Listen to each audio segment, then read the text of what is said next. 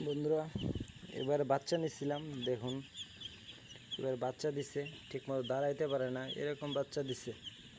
52 টাকা করে বাচ্চা নিচ্ছি, যদি এরকম বাচ্চা দেয় তো ঠিকমতো দাঁড়াইতে পারে না, ওই খাইব কি, ওই কী করব। এই যে একটা বাচ্চা এসে, এই যে আর একটা বাচ্চা দিছে, দেখেন ওই যে এটা পুরো যাইতেছে, দেখেন এটা ঠিকমতো চোখও ছিঁড়ে নাই, দেখছেন এটা ঠিকমতো চোখও ছিঁড়ে নাই, এরকম বাচ্চা দিছে। এটা তো এখনই মরে যাইতেছে। এখন তো এরকম বাচ্চা যদি দেয় তা আমরা ফার্মরা কী মুরগি পালবো যে এরকম বাচ্চা দেয়। এই যে এখনও চোখও ছিঁড়ে নেই, 52 টাকা করে বাচ্চা নিচ্ছে। অলরেডি আমার 5টা বাচ্চা মারা গেছে, এর মধ্যে 5টা, এই যে একটা অচল, আর এই যে একটা।